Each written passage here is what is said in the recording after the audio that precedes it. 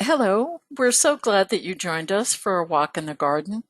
I'm Penny Lewis, Executive Director of the Ecological Landscape Alliance. Welcome to gardeners across the United States and to our international guests. As we continue to cope with the challenges of the pandemic, we hope that these weekly virtual garden walks will add a bit of beauty to your day and inspire you to visit, create, and enjoy gardens in your area. Today, I would like to introduce Darrah Cole, whose garden walk will guide us through spring ephemerals and bulbs. Darrah is a senior horticulturist and designer at the Greenway Conservancy, the nonprofit responsible for managing the Greenway in Boston. Before joining the Conservancy staff in 2011, Darrah managed private historic estate gardens. Darrah is passionate about ecological practices and has actively employed organic growing and land care methods for 25 years. Welcome, Darrah. Good morning, everyone. I'm so happy to be here. Thank you, Penny, for that great introduction, and also to you and ELA for sponsoring this series of walks. So I am going to take people through the Greenway, which is in Boston, and we'll be looking at the ephemerals and bulbs, a selection of them that we have there. So quick introduction to ephemerals, if you're not familiar with what that term means. These are plants that emerge and bloom in the spring each year. They then die back and are dormant by mid to late summer. And they generally will have corms, tubers, or fleshy roots, which help them store the carbohydrates and the food they need to rebloom the next spring. And they will often form colonies and clumps. They thrive in shaded woodlands, and they benefit from the added sun that they get in the spring before the trees leaf out. I love ephemerals because they are the first flowers that bloom in the spring. They're often delicate, and their fleeting nature just makes them all that more attractive. Bulbs, which I'm sure you're all familiar with, some bulbs.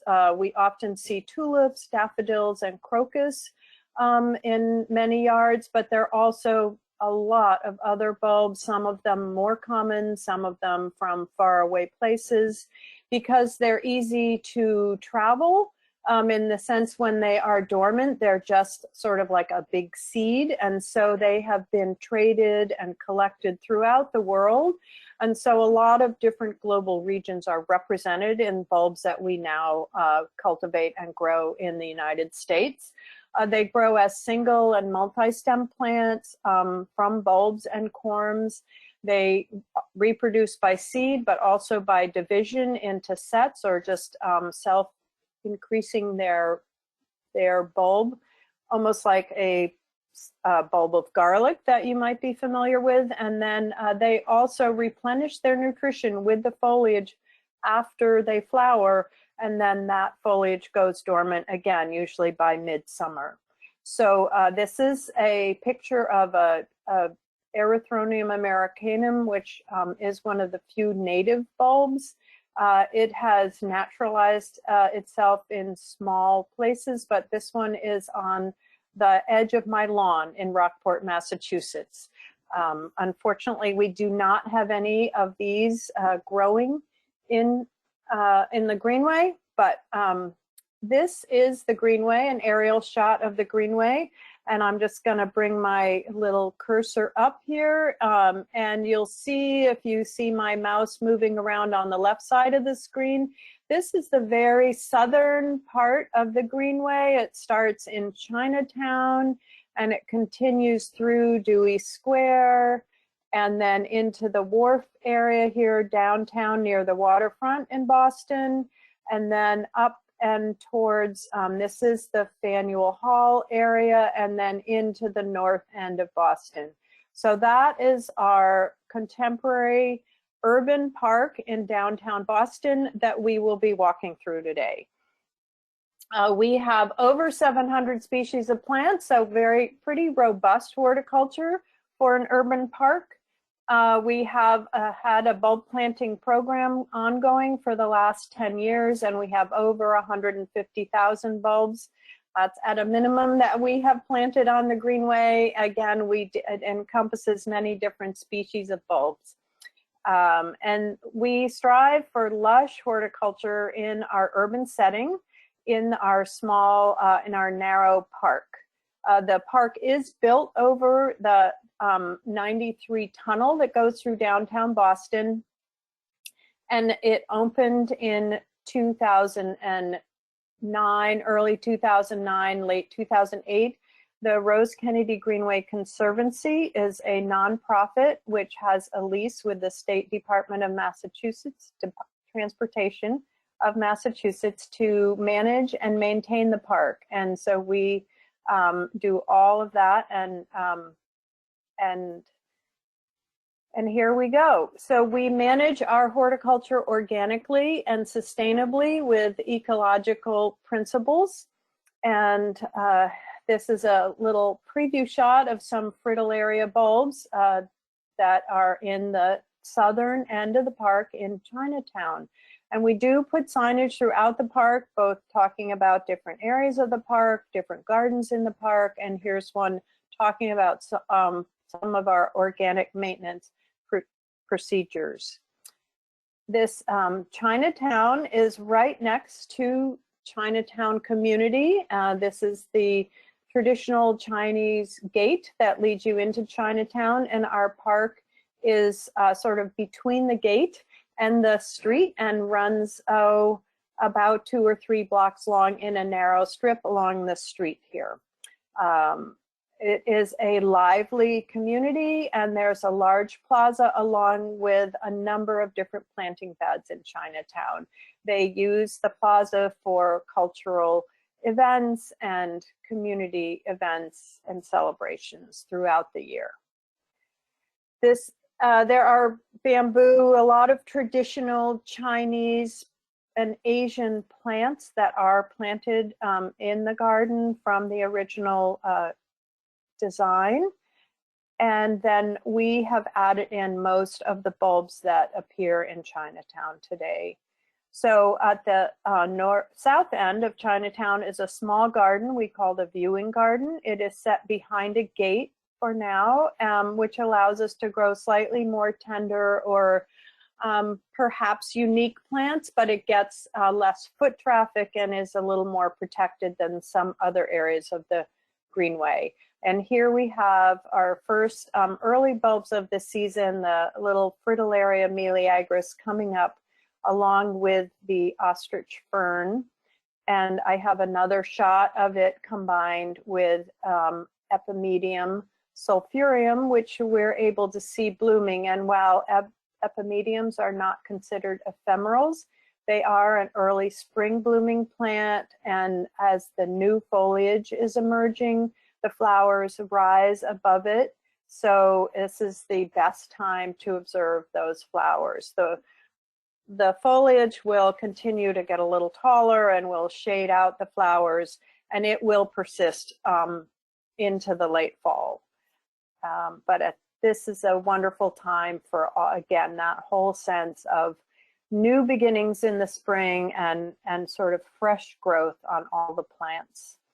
This is Fritillaria imperialis rubra, also in that viewing garden, and it can just be a stunning plant. I think the bloom stands about 2.5 feet tall, so it's quite a grand looking flower, and I tend to plant them relatively sparsely because they are so impressive. It's nice to really capitalize on how stunning they are.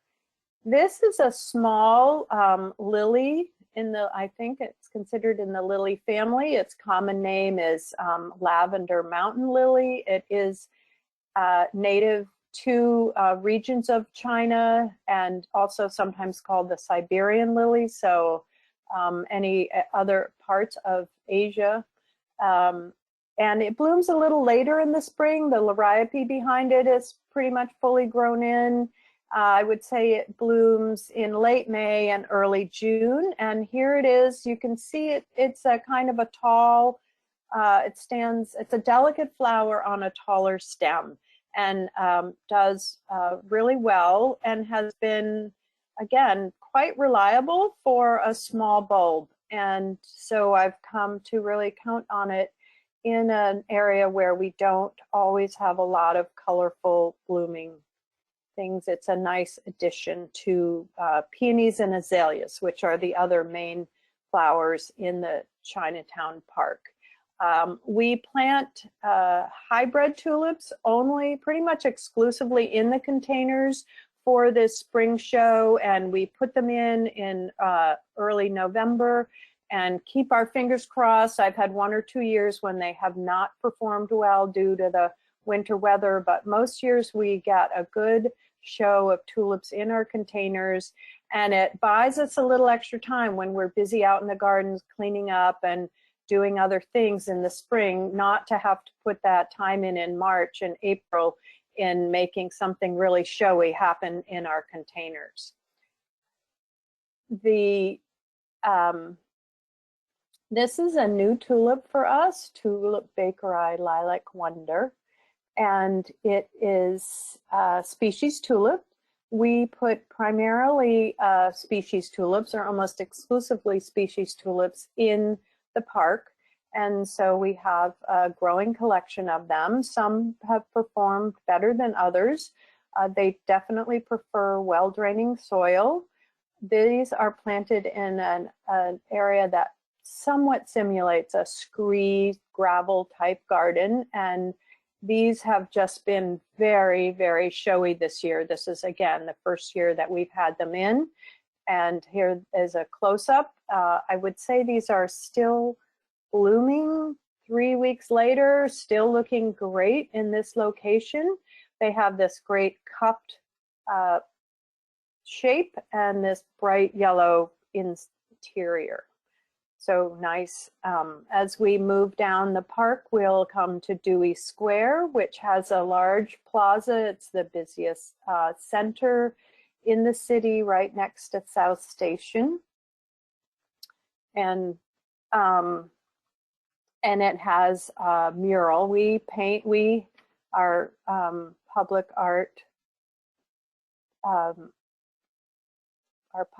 department, manages a number of contemporary pieces of public art, and they are considered temporary in that they are set in the park anywhere from 3 to 18 months. And so this mural changes almost annually, but this is the mural that's currently on the wall. And this is our demonstration area on the left-hand side in the DEWEY Square area. We have quite a few bulbs there. Again, spring containers. This is Tulip Olympic Flame in with lilacs that are in these pots continually. So the lilacs stay in year round and just have now been in there for 3 or 4 years. We have good success with shrubs and trees in our containers. And so as we enter the display garden, the demo area, if we're lucky and happen to catch it, we might catch this Tulip Whittalii blooming at the same time as our cameo quince, our double apricot quince, and it's a really stunning combination. Not every year, it doesn't quite work out every year. We also have a raised bed area where we grow sort of demonstration vegetables. And last year we added an asparagus bed. And so this is the first year that they're coming up. And while it's not an ephemeral, it almost falls into that classification. And I couldn't resist showing off the asparagus growing just feet from busy South Station.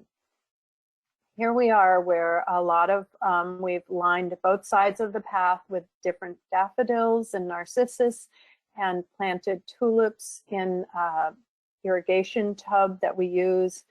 We will probably pull those bulbs out of that tub and put them somewhere else later, and then plant vegetables in that same tub. This is Tulip Daydream with, I think, Narcissus Sunlight Sensation, a small flowering narcissus. Here is one of the first sort of true ephemerals that we will come across walking down the park, and this is Calthus palustris, a native plant that is known as marsh marigold. It loves boggy areas or areas that are damp in the spring, and it's quite a substantial plant. It's got these wonderful, not waxy, but they're very sturdy leaves, and this bright gold yellow flower. So it's great, and if it's happy, it will colonize itself fairly steadily. Again, here's that tub in another year with a different tulip, Tangerine Beauty. It was stunning that year, and I'm quite sure that, well, I can't. I was trying to say I know that that yellow daffodil narcissus in the back is, but I'm not going to remember the name right now.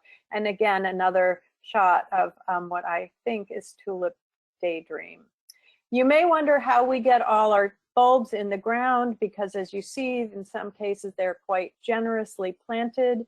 We plant in the fall, we plant after Halloween and straight into December with our staff and many volunteers.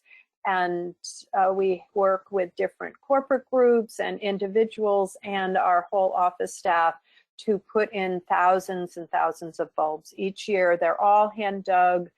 We don't use drills, and we lay them out rather casually. I'm not one to say, okay, a bulb at the center of every 4 inches.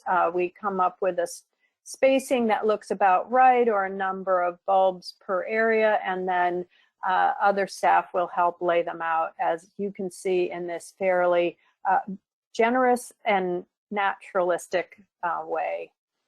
We're moving on from Dewey to Fort Point, and this is a fairly horticulturally diverse area. Here's a shot of as you enter it in the summer. So it's got the perennials. You can see again, it's rather thickly planted. And here it is about this sort of early May. The leaves aren't out on the trees yet.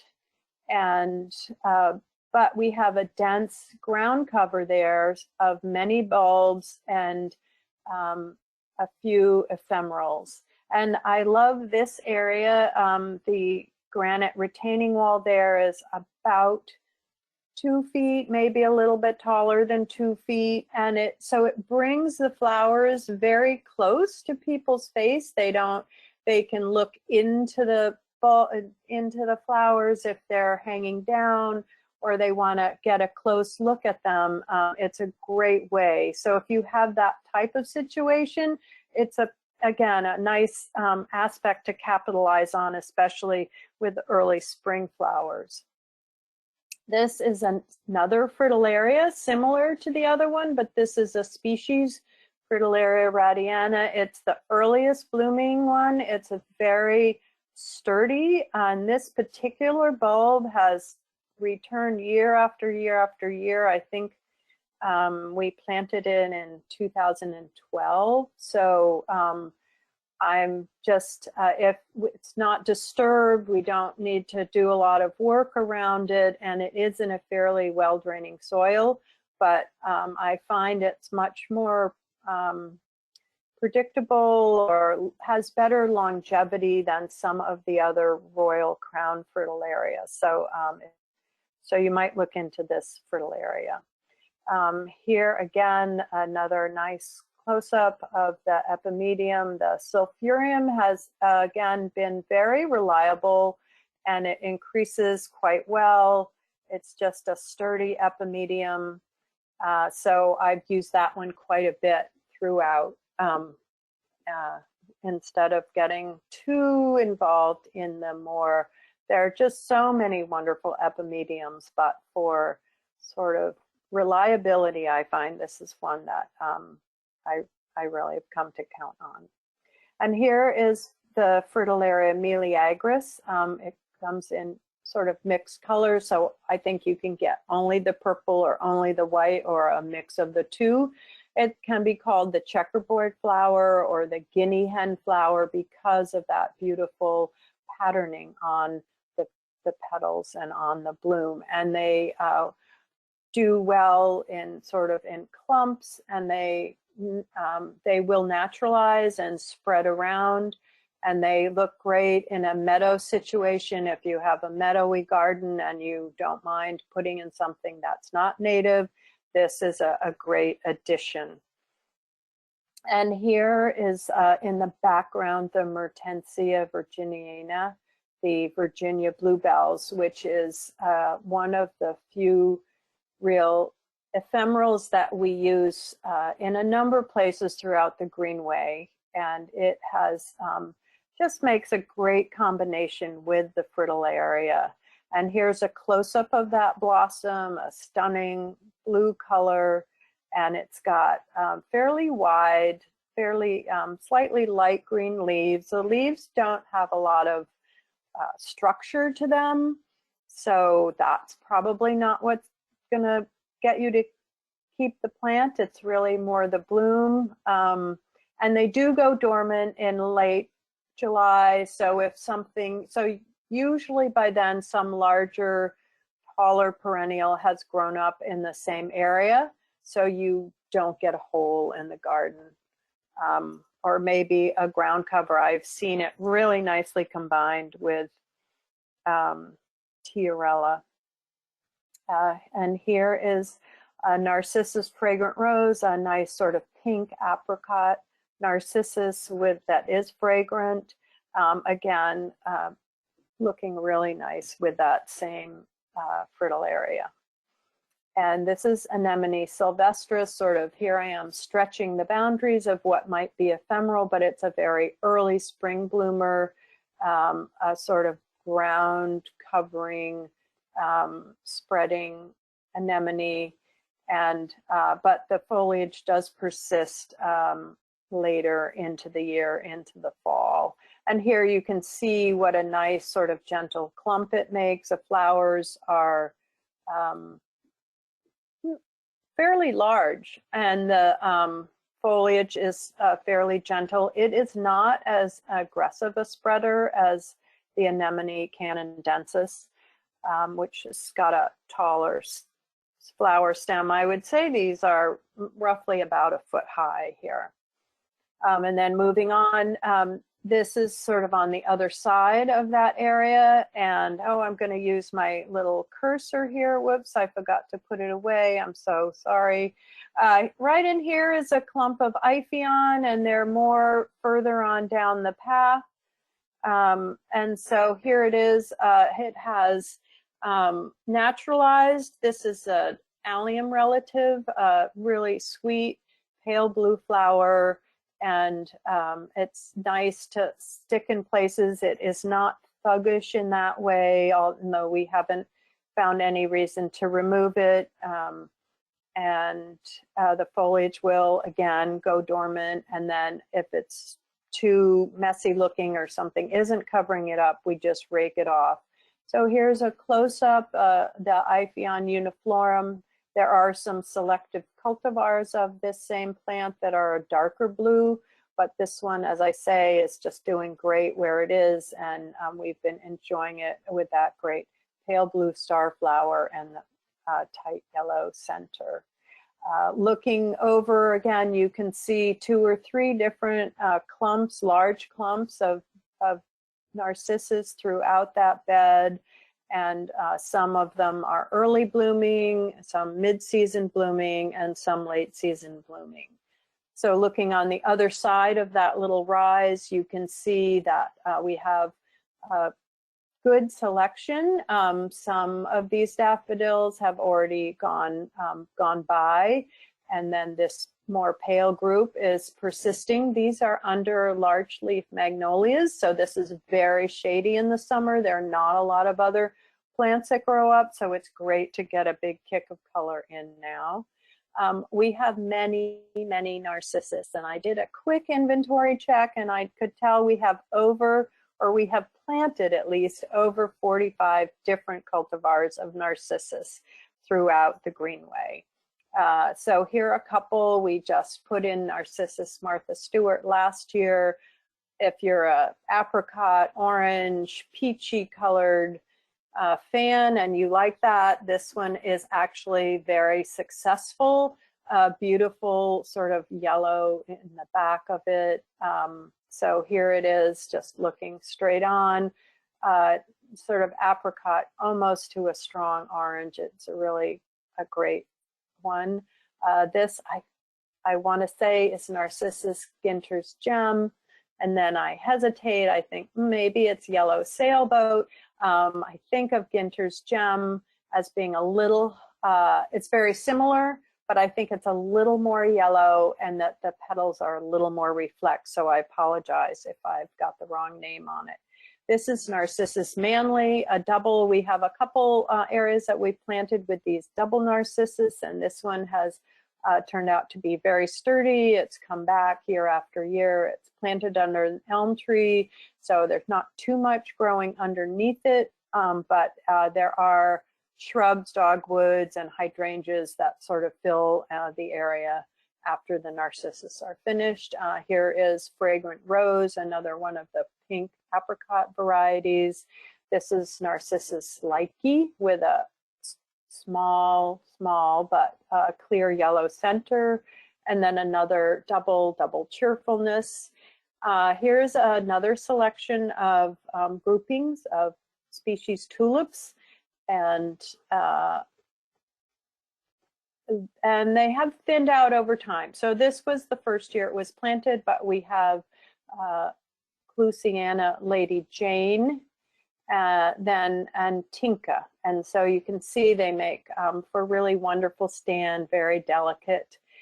Moving on, we have another area of the park with some Narcissus hawera planted under that tree, and this is it in another section where it works really well in a big clump, and it will naturalize on its own. It gets a little beefier each year. We have Lathyrus vernus, which is again not quite in the ephemeral category in that the foliage will persist into the fall, but it is again very early spring blooming. And I thought it might seed in a lot, but in fact it has not proven to seed in. It stays in these nice clumps. And then we have Trillium grandiflorum, the ultimate sort of Northeast native, true ephemeral. It will grows from sort of a corm type bulb and will flowers early, and then the leaves will start drying up and desiccating in late July into August, and as the plant goes dormant. And that is, if you have a vast clump of them, that's a good time to transplant them. It is not allowed to dig these up if you see them wild in the woods. That's not what you want to do. You can purchase them from reliable nurseries that have not harvested them in the wild. They need to be cultivated by the nursery. And so definitely look to the Native Plant Trust at their garden shop at the Garden in the Woods in Massachusetts is one source for these that I would recommend. We'll move on to another area of the park where the central walkway is through the center, and we're a little shielded from the two side streets, busy traffic from downtown Boston. And so you enter under these wonderful taxodiums with this understory of native plants. We have Podophyllum mayapple and Erycema canadensis, the ginger, wild ginger. And then we have Eranthus hymalis, which is the winter aconite. And they've been very tricky for us to get established, but we do have a few small groups that seem to come up reliably. And these are the early blooming plants. They bloom usually in early March, perhaps late February, but they're the first little yellow blooms. And I go out looking in the taxodium leaves that have fallen to see these bright yellow flowers. We also have some dicentra in that mix, and so dicentra eczema, wonderful, delicate foliage, almost fern-like, and these pink flowers so luminescent with the sun coming behind them.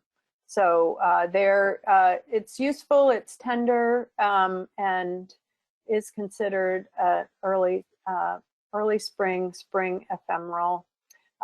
In the center of this ginger and May apple, you'll see that more gray tone, and that is some erythronium that we managed to get established in these beds. And here are some close-ups of that, Erythronium americana with a pink flower. So that's different than the one that grows natively or naturalized around my house with a yellow flower. Then we have Camassia. These can make a wonderful field or meadow. And this is Camassia Blue Danube. This is a close-up. This grows as a spiky flower and it blooms from the bottom up. So the buds at the top have yet to open. This is another stand of the Mertensia. And you can see in the open area how big the leaves are, kind of soft and floppy, almost like a loose leaf lettuce, but the flowers will stand up quite high above that foliage. So that's why it mixes in well with other plants.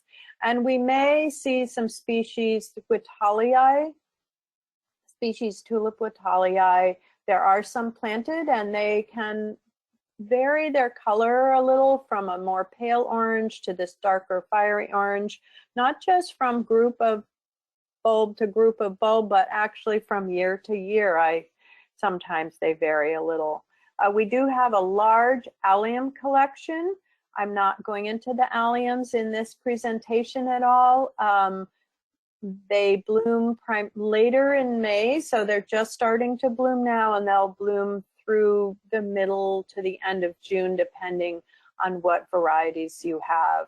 Stunning plant. I don't mean to overlook them, but I'm moving on. Here is another group of Camassia with interplanted with some alliums, so you can see that's quite a nice combination, and the contrast of the shapes of the flowers is great. And this brings us to the WHARF district, which is right along the waterfront, and it is planted with all native plants, and that was the original design intent, and we have stuck with that pretty true to form. I'm just gonna click back here for a second. In the WHARF district is our rings fountain. That's sort of if you needed to know that you're in the WHARF district. If you get to the rings fountain, then you're in the native plant area. Here we are. This is a little bit later in the year just to show context. This is a nice stand of the Aquilegia canadensis, the columbine. It's just starting to bloom now, and this is sort of variable. This stand is sometimes this large, sometimes not. We have for bulbs the Erythronium pagoda. So here I am stretching the boundaries of what's native. It's not a this is a cultivated, selected form of Erythronium, and it's would not be the species that we would naturally find in the Northeast here, but it adds great contrast in form. The foliage is a great contrast, and the sort of bell-shaped yellow flowers stand up very nicely. It's quite a bit larger in overall stature than the other Erythroniums. Here's a close-up. You can see it's got that very kind of curious mottled foliage, and the flower just starting to bud up there. Here it is again. And then we also have a lot of galanthus. These bloom quite early, much earlier. You know, in March, we've seen actually some early ones on the northeast, on a sunny south or southeast facing slope. They might bloom in February if there's no snow on the ground. So these are commonly known as snowdrops because of their early bloom time. They're generally, 4 to 8 inches tall, And I'm going to use my cursor again here. That this green shape can sometimes indicate or help indicate the actual species of this genus. That's one of the things you can look at. But we have two different species, the nivalis and the elwesii, and also a cultivated selection, Sam Arnott, and they're just great and very sort of curious plants, lovely plants. I can't get through the WHARF without showing off our native prickly pear cactus. It does bloom in mid-June. It's not an ephemeral, but it's a very unique plant, and we have a great stand of it there in the WHARF district. So sorry to slip that in. Getting closer to the carousel area, we have a lot of chionodoxa that is covers the whole ground of some of these beds as it has naturalized over the last 6 or 7 years. And it's a standout in late March, I think mid-March, late March, depending on the season. And this is sort of a close-up of these star-shaped flowers. And here it is sort of mixed in. It's just beginning to emerge here with the crocus, and the dark purple one is Furnus flower record, crocus Furnus flower record with the chionodoxa. We also have some Scilla siberica spring beauty. We've interplanted that again with the chionodoxa, and it blooms a little bit later, still early bloomer. And this is a plant that you will see, you know, as you drive around, at least where I live, some areas will get this sort of blue glow, and that Scilla was a common bulb for many years in New England. So it has naturalized and taken over whole areas of some slightly tended lawns. I also couldn't resist throwing in just some other early spring growth, the Dischampsia flexuosa with the Fragaria virginiana. Those are native plants with the non-native crocus foliage sort of peaking up. And as I say, that crocus foliage will go dormant in another month or so, and then the other two will have grown over it. And here, this is our carousel again, just a sort of placemaker as you walk down the Greenway. Another container which has a red-twigged variegated leaf dogwood in it, which will fill out very soon. But in the interim, these beautiful hybrid tulips are taking up and adding a lot of color in the early spring. So we will just sort of walk across the Armenian Heritage Park and the meadow. We don't have too many bulbs here. It's a memorial park.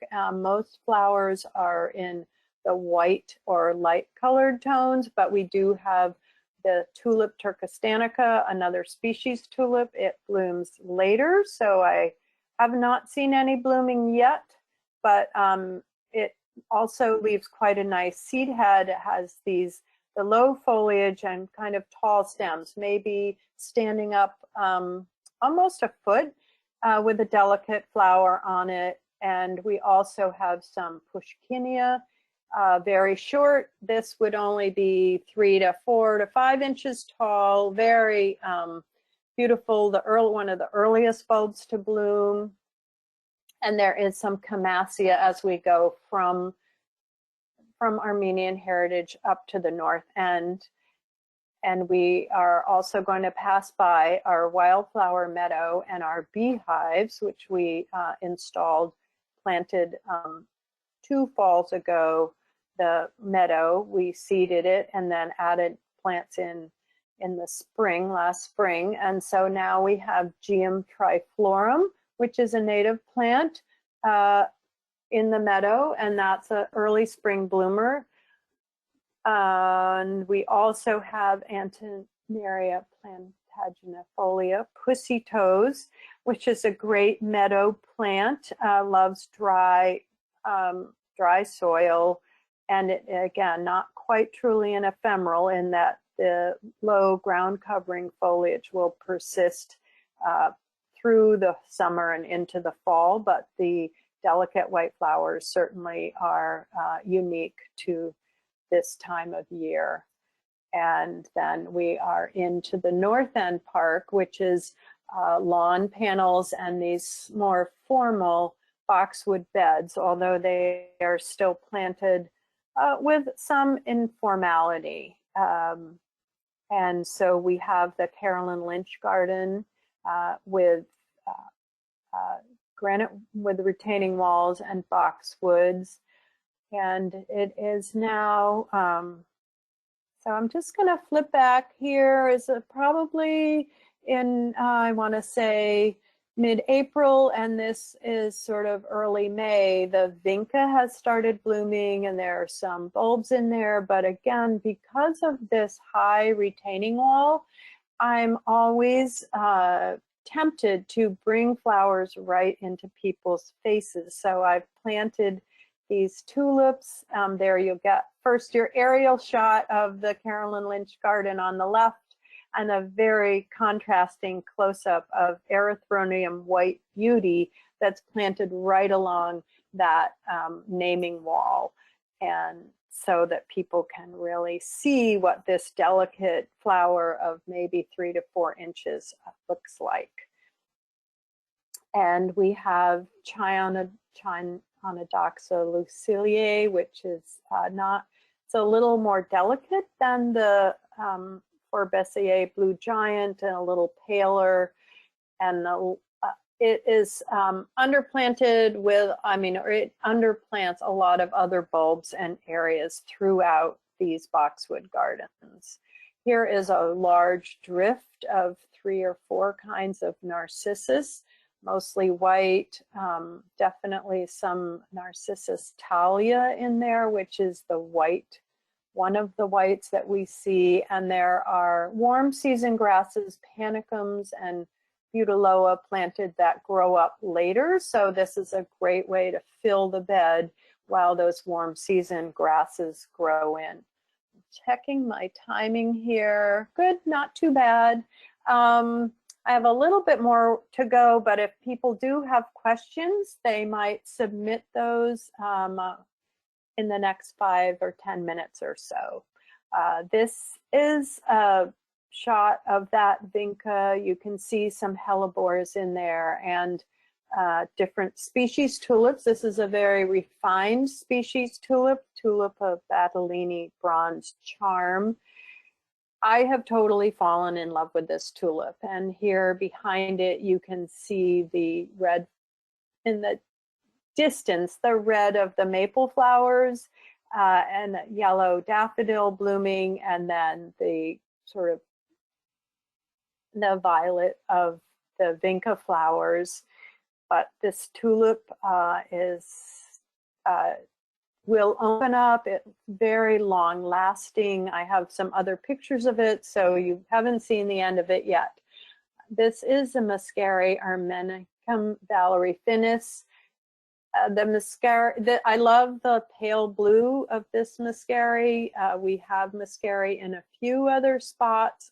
This is the first year for this one. I'm hoping that it enjoys the location and settles in.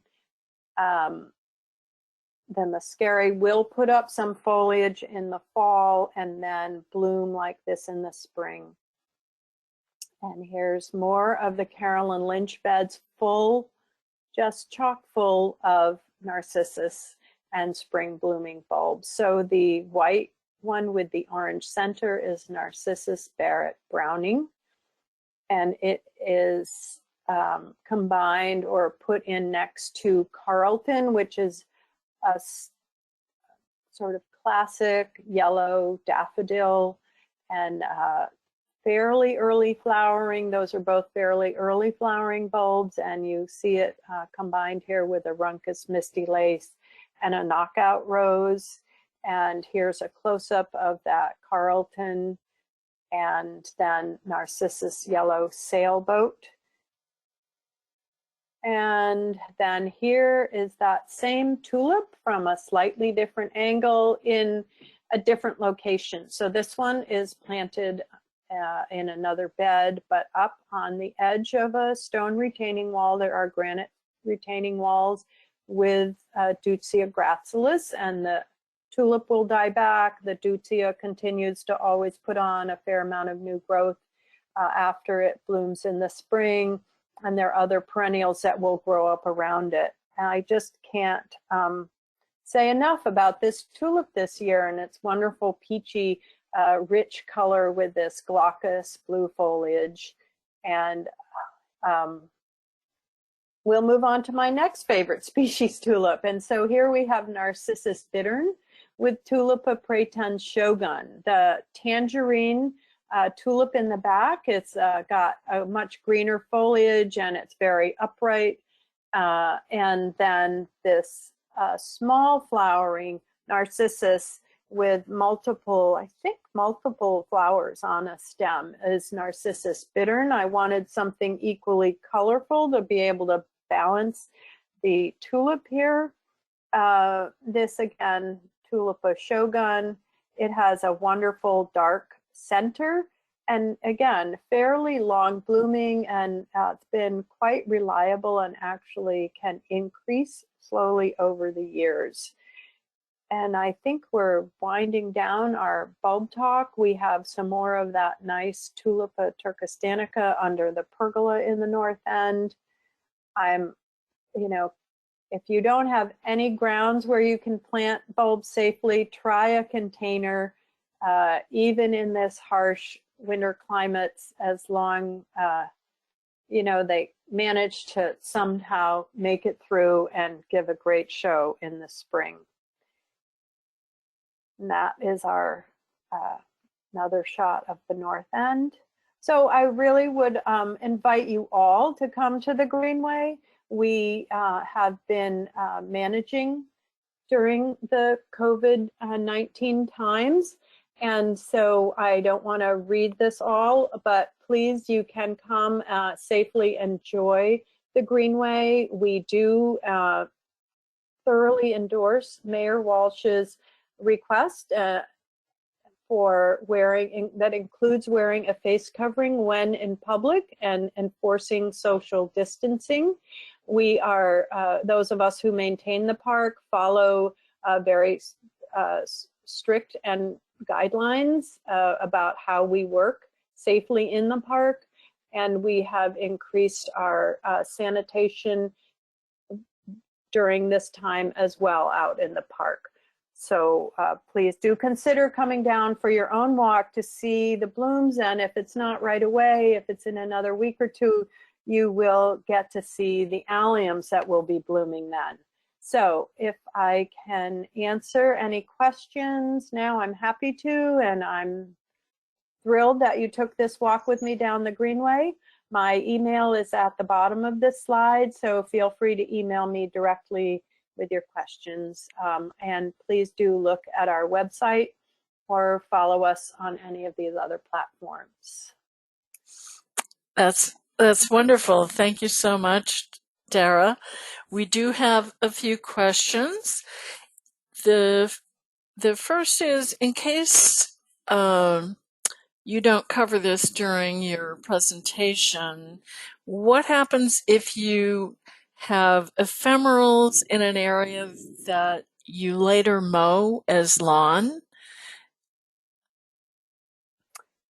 That's a great question. I struggle with that every year at home because we have a lot of the native bluets or Housatonia in my yard. I wish we could get some to grow as happily on the Greenway, and I'm always struck with that. So I try to restrain yourself from mowing as long as possible to give those plants, if be they bulbs or enough time to try to regenerate some of their food supplies. So you're definitely going to wait till they finish blooming, and then it's your call is as good as mine, really. They want to live until the foliage actually starts to yellow and go dormant. but you generally can't wait that long with the lawn. So some people will mow around them if they're in a clump. I don't have a straightforward answer. I know with some plants that they will continue to create just a shorter, if you can mow your lawn but higher, so 3 or 4 inches high, if that's satisfying. That lower part of the plant will definitely keep doing its job until it's ready to go dormant. So it depends a little bit on what else you're trying to manage by mowing your lawn. Very good. Your fritillaria photos were great. This listener has not had success with fritillaria and wonders if you have any particular planting care tips. So I do know that some of them seem short-lived and that they are very reliant on well-draining or dry soil after the bulb blooms. And I would also agree that just some species tend to do better than others. And so the smaller Fritillaria meleagris seem much less needy than other fritillarias. The other 2 tips I would say is that especially the larger, the fritillaria with the larger bulbs, one of the reasons they might not do well is that they tend to collect water and rot out. And so a tip I heard or have read, which has been helpful, is to literally plant them sideways, and to make sure that you might actually prepare the planting hole with some additional gravel and sand so that the bulb itself definitely has better drainage. That being said, I would say that the Fritillaria meleagris is a great beginner's fritillaria because I think it's much more reliable. And that one Fritillaria radiana, which is that sort of pale greeny yellow color, I would give that one a try if you want to give a large flowering fritillaria a go again. Okay, very good. You mentioned that you plant tulips in your containers after Halloween. Do you then overplant them with holiday decorations? So what I do in the ones where I want a lot of tulips is that rather than planting winter items in there, I just use cut winter greens, and those will hold up really well. So I plant the tulips. I try to get them a good 4 to 5 inches, the tops of the tulips 4 to 5 inches below the soil, and then use cut holly or fir boughs, so if you need to stick something in the soil, you have a little bit of soil to work with before you might jam it in a tulip bulb. I do find that you have to plant those bulbs in the containers very closely to get a good show in the spring. Literally just side by side by side by side. And if I have a evergreen that needs to be planted in the pot, I would sort of do that at the same time as you're putting the bulbs in. But I've tried to move just to using cut greens. Good suggestion. With the many areas that you have large swaths of bulbs, what do you do to overplant the area once they pass? So ideally or generally, we will have already put in the perennials, and then the bulb planting follows the perennial planting. So the bulbs are planted between the perennials, and the perennials, whether they are rudbeckia or daylilies or you name it, they're all going to grow up, come up with, around the bulb foliage. In some cases, you need to go in and cut the bulb foliage back a little prematurely. If but generally it will sort of fade away. We have gained a tolerance for, so again, we have a big park with a lot of area to manage, so we may manage it a little differently than you would if it were a smaller bed, you know, even a 20 or 30 foot bed at your home, where you may want to deadhead the narcissus that are trying to set seed, and you may want to try to manage that bulb foliage, but we just leave it and live with it looking a little yellow as the other plants grow up around it, and then it collapses underneath them, at which point we might rake it out if it's exposed in some areas. There are a few areas where once it starts yellowing, so it hasn't gone completely dormant, we will go in and cut it back, cut it back. Does that answer that question? Yes, thank you. In the area where you planted the large metal tubs with tulips, were the tubs filled all the way to the bottom with soil, or did you have some sort of spacer? Those tubs are filled completely with soil. We were able to do that when we first put them in. You certainly would not need that much soil if in them. So you could put a false bottom in and the bottom third of the pot if you wanted to. And in those same planters, how much of the soil do you remove and refresh, or what do you do to manage the soil from year to year? We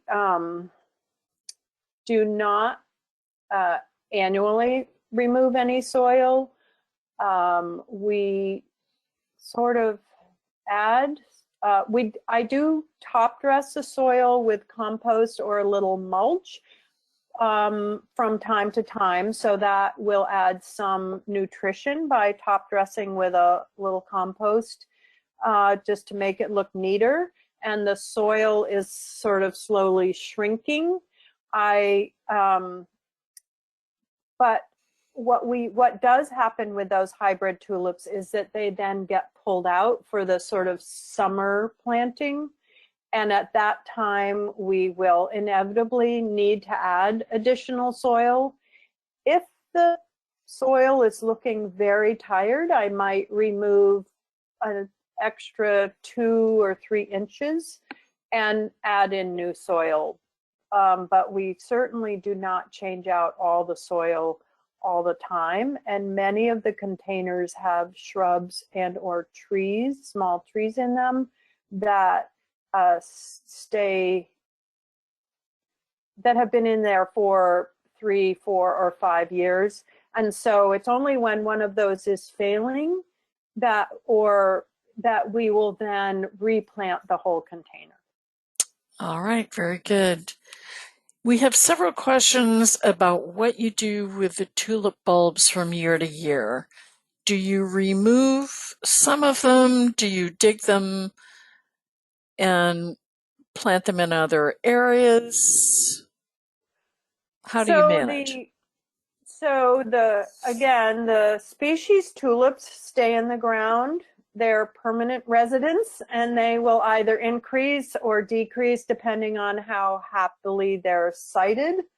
And so we don't need to manage those. I will sort of forewarn everybody, we have been very lucky being a relatively new park. We have very few pests that dig up our bulbs. So that was certainly something to consider that we have not had to deal with very often. We've had a few bad years of rabbits, and they have gone after tulip bulbs and some of the crocus, but only in 1 or 2 spots where their population was high. And so because we do not put hybrid cultivate, hybrid tulips, which generally are less renowned for returning year after year. We only have one area in the Greenway where we have those planted, and we will dig them up. Last year we did not dig them up, but I added some additional bulbs with them, and I think because it's a public park, we need a nice clean show every year. We will dig those up, and we will probably donate those bulbs, although traditionally those second-year tulip bulbs do not perform very well. That being said, the ones in the containers, we try to recycle, but we do not recycle them in the park. And oftentimes we are getting under the gun time-wise to get the new material in the containers, so we'll just pull those tulip bulbs out and really, again, because they won't return as vigorously in someone else's garden, we have yet to make a policy of what we do with them. I rarely have reused them out on the Greenway. All right, very good. You mentioned pest bunnies, and this person wants to know, what about pest dogs or people destroying park areas? So those are definitely challenges. I don't know that they particularly apply to these plants especially. People are very respectful of the bulbs in the sense that they're so happy to see something blooming every spring. They're just in awe of them. So I would generally say that the people are more of an issue with shrubs and sometimes perennials by walking through the beds and breaking shrub branches and forming desire lines, little paths if they're trying to take shortcuts. And certainly wherever they're walking, like anywhere, if it's stepped on multiple times, it's just not going to grow. So that's why you end up with this path. And so that's unfortunate, and it is sort of, it does happen in the park. And the dogs are not digging up the plants. The dogs are more of a nuisance to the gardeners in the sense that we sometimes have to pick up after them, which we don't appreciate. And they do some damage in the lawns where they tend to dig, but even if someone is not good about keeping their dogs out of the beds, they certainly have been pretty good about not letting their dogs dig in the beds. So that would be my answer there. Okay, very good.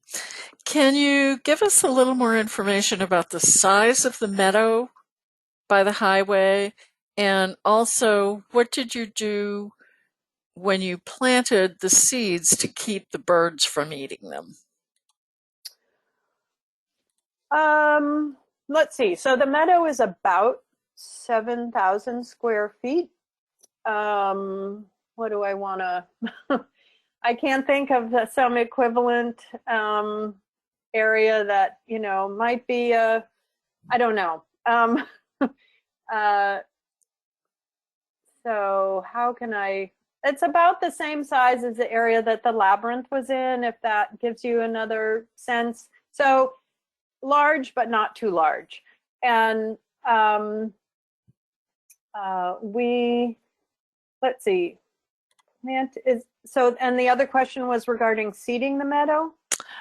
Right. Was there anything particular that you did to prevent birds eating the seeds? And so not beyond what you would typically do when you're seeding a lawn. I mean, we raked it in lightly. We installed the seed in, I think, late November. So it was late in the year.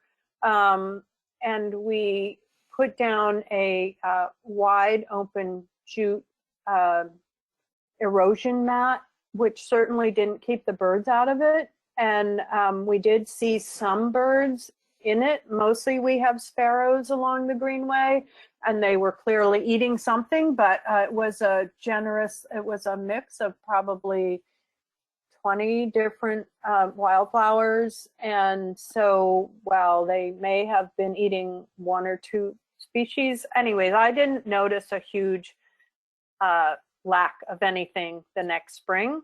So whatever they were eating, there was plenty of seed in the ground to accommodate them. But we did, as I say, a light raking, and I think we rolled it for contact, you know, with one of those rollers. And it's small. It was small enough area that it wasn't, you know, overwhelming to go through it, you know, with a basically a hand push machine. So we didn't have to use heavy machinery on it because it was acres and acres.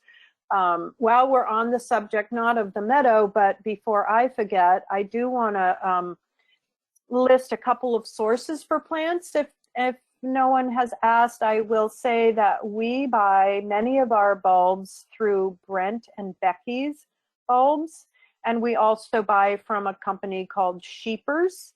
They both sell wholesale, but I think they both also accommodate retail purchases. And then for plants, I would recommend, I think I mentioned it before, the garden shop at Garden in the Woods, which is sponsored by the Native Plant Trust. And then we could also mention 2 mail order nurseries here. These are more for retail customers, Toad Shade Nursery and Wood Thrush Natives, who both will do mail order and sell sustainably grown native plants.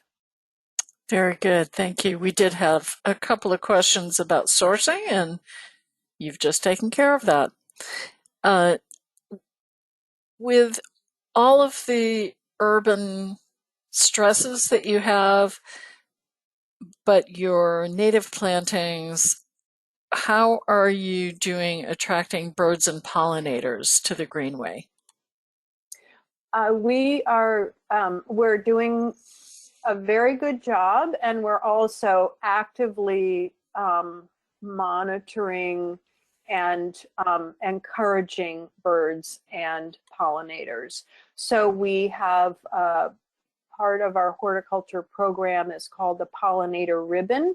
And so while we may have parks that are planted 50% with native plants and 50% non-native, the pollinator ribbon pockets or sections are planted with a higher percentage, although not always exclusively in native plants. And so we're very aware of these things, and we're, as I say, actively working to support the pollinators. And our plant health care staff member is keenly aware of the life cycles of the insects and adapting our management and care practices to facilitate and support the insects and other pollinators. And our bird population is growing. We have an avid bird observer who walks the park every day, and I think on one of the rare times I ran across him that he said he has listed, I think it was 42 different species of birds on the Greenway, and he reports his findings regularly to the Cornell, one of the Cornell ornithology lab or website. So I'm not the bird person on our staff, but we have had a few bird people on our staff, and I feel like we're doing well. We also have found we've had an owl or two and a hawk or two. So we run the gamut from small sparrows up to larger birds. Very good. You mentioned the native cactus. Can you tell us what that plant name was? Opuntia humicifera. So it's in the prickly pear cactus family. Opuntia is the genus, and I'm sure if you Googled New England native prickly pear or New England native opuntia, you would find it. And it's actually seems common or It's along the seashore, in that it grows in very, very sandy soil, but astoundingly can go sort of dormant and flat and looks dead or ugly in the winter, and then it, like a phoenix, it sort of comes back to life every spring and puffs out and looks wonderful. Excellent. When you start a new area for narcissus, do you plant them very tightly or do you allow room for them to multiply?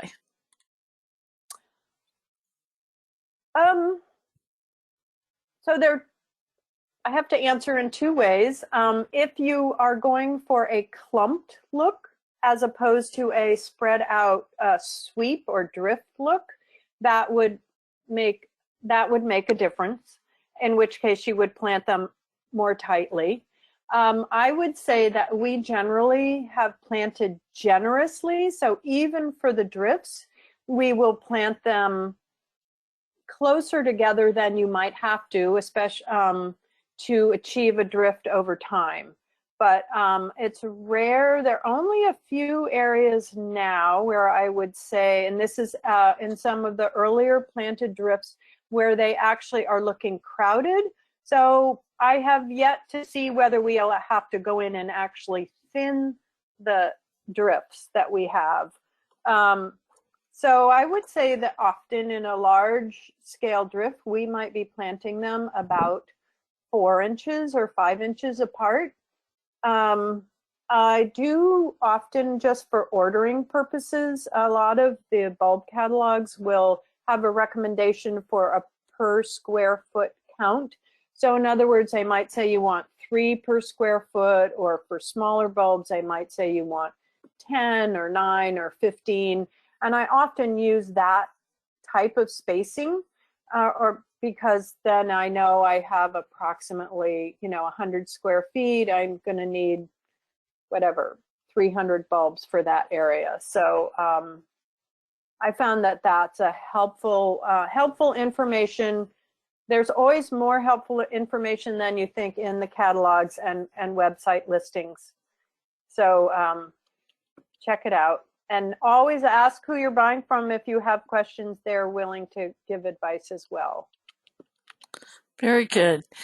Can you let us know how you manage the vinca without it becoming invasive? This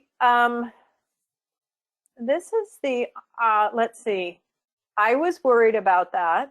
This is a new vinca planting. It is the only area on the Greenway where we have vinca. And so I think that I would be better asked this question in another year or two. I suspect that we certainly have ample ability to limit its growth so that it won't spread beyond where we need it. It's in a contained bed. So it's running right up to some granite ledges, so we'll only have to monitor its growth in one direction.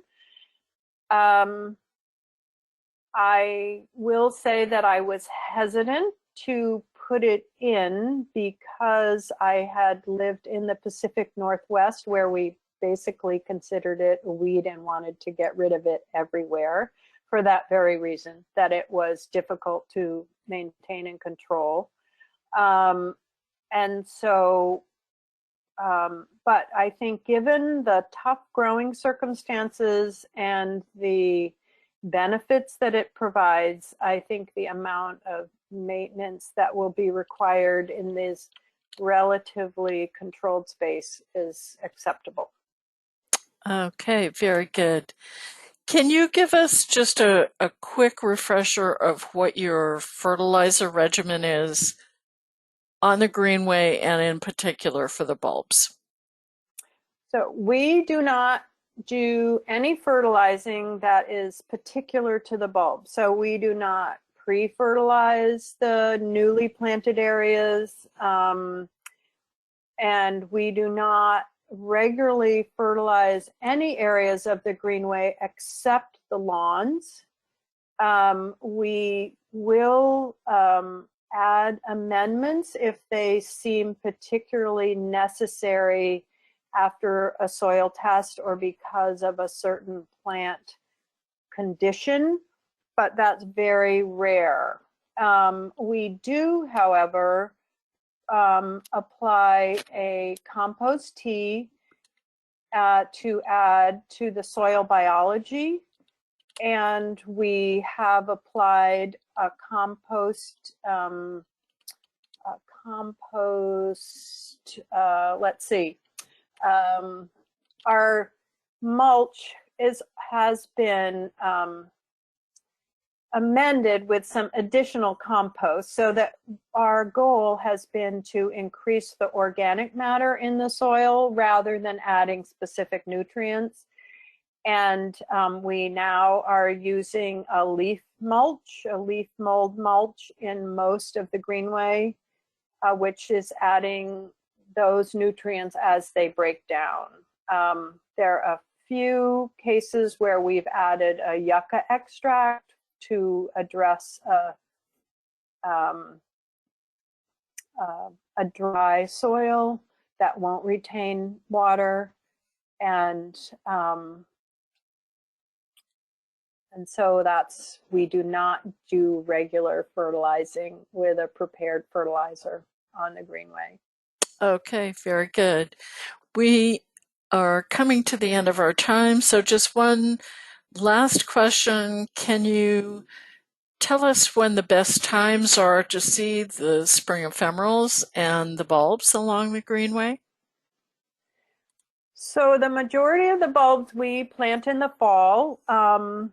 I would say I did not talk at all about the fall blooming crocus, which we do have some along with colchicum, and so I'm not going to address their timing right now, but I find that, yeah, that late October through November is a great time to plant. Your rest of your plants are predominantly dormant, so you don't have to weave your way carefully through your other perennials, and the ground hopefully does not have snow and is not frozen. We have planted through a little crust of frost or a half an inch of snow, so it certainly is fine for the bulbs. There are a few bulbs that like to be planted earlier or immediately when you receive them from your supplier, and I know that, and then there are a few bulbs that like to be soaked overnight before you plant them. And so without going into a lot of specifics, I would just say that other than common crocus, narcissus, daffodils, you just want to double check the fine print and planting guides that come with your bulbs. Certainly the erythronium need to be planted immediately. The aranthus need to be planted, I think, immediately, but maybe they also need to be soaked overnight. I'm not, and the ephemerals will often get shipped sometimes dormant in August or September, so the actual ephemeral plants will come earlier, and you can plant those as soon as you get them. So I would not get something like Mertensia bare root or Trillium or Sanguinaria, which we didn't cover. And I wouldn't order them in August and get them in August and then let them sit in a cool shelf for 2 months. I would plant them right away whenever you get them. All right, very, very good. Thank you so much for answering all of those questions. And what a delightful walk in the garden this has been, Darrah. It's been wonderful to see all of your stunning photographs, and thank you so much for guiding us through the magic and magistry of spring.